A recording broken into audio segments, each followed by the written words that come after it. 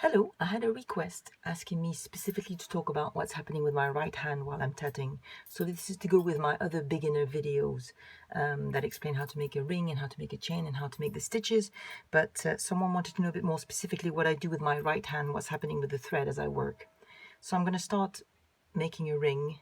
So wrap around your left hand, back to the pinch. I'm just going to leave the loose end here. I'm not going to worry about that for now. So what's happening? So we're going under both threads. I'm not going to explain everything because there's a video specifically on this I'll put a link in the corner. But what's happening with my right hand is as I go under with my shuttle here, the thread has to pass between my index finger and the shuttle. So you have to hold your shuttle quite lightly to be able to make these movements. So it doesn't look like it, but see, as I'm going through, I don't actually lift my finger, I just hold it so lightly that the thread just passes between my finger and the shuttle. And when I'm going back, so that's the under and back over, and when you're going back over, the thread has to slide between your thumb and the shuttle on the way back. So I'm doing the same thing by holding the shuttle. It's a bit like perhaps like a rocking movement of my finger. So it's coming from this way, and I just let it go. Just lift my thumb slightly and then back to the other side of the thumb. See, so it's coming back like this.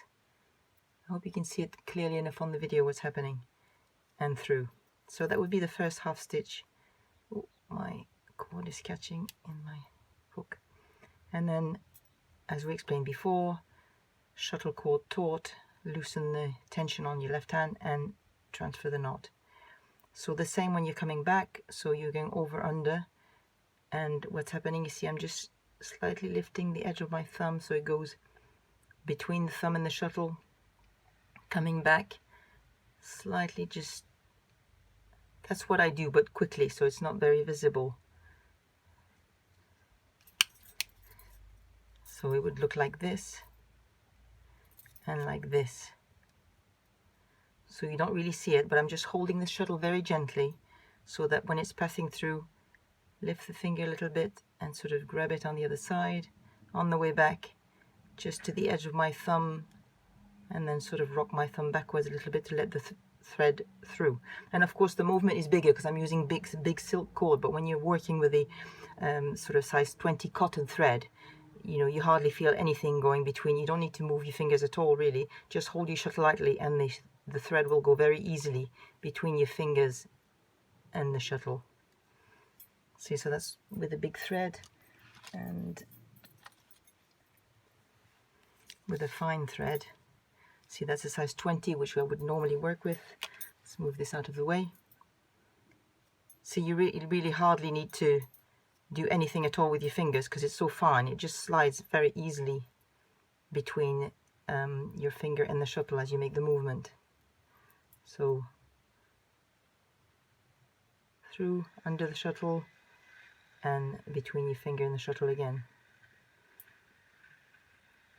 Between, back over the shuttle. So when we're working with fine thread, you really don't even need to rock your finger like I was doing with this thicker satin cord. Let's do one more again with the big cord. So under both thread, back under the shuttle,